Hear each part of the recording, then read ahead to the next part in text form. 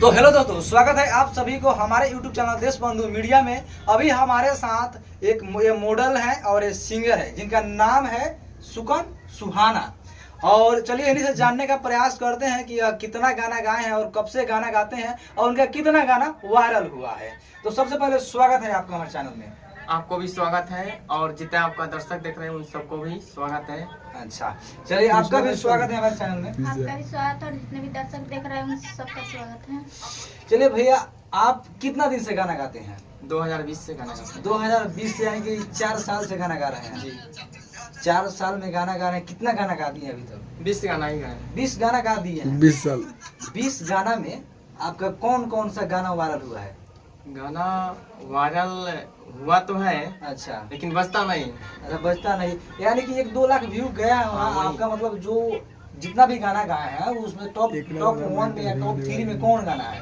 अभी एक गाना है जो अभी गाने जा रहे हैं। अच्छा, गाने जा रहे हैं। नहीं, अभी आपको सुनाएंगे। अच्छा सुनाइए। वो ऐसा है कि चोली बनल तोहार यूट्यूब चैनल पतली कमर सिलवार बा। चोली बनल तोहार यूट्यूब चैनल पतली कमर सिलवार बा। सिलवार बा एक गो बा चलवार गे बा तोरा ढोरी के नीचे सुअर गे बा। एक गो बा चलवार गे बा तोरा ढोरी के नीचे सुअर गे बा। एक गाना ये आपके मॉडल हैं जो उसमें काम किए होंगे। जी, काम किया। पूरा इनका ढोली दिखा देते हैं का? गाना में तो जरूर दिखाए होंगे।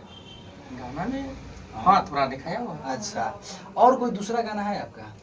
हाँ है, थोड़ा गाइएगा। वैसा है। गाने का प्रयास कीजिए, टाइम लीजिए, कोई दिक्कत नहीं ये है। लामसर एक बेर मारी रे गोड़ आइल बारू नाचे यार के सटा में गोरिया। ये आइल बारू नाचे- ऑर्केस्ट्रा सॉन्ग है। ऑर्केस्ट्रा सॉन्ग है। बाप रे, ऑर्केस्ट्रा सॉन्ग भैया जैसे ही गाना यूट्यूब पे चलता है तो हमको लगता है कि यूट्यूब पे नहीं चढ़ता है, पिकअप और ट्रैक्टर पर चढ़ता है।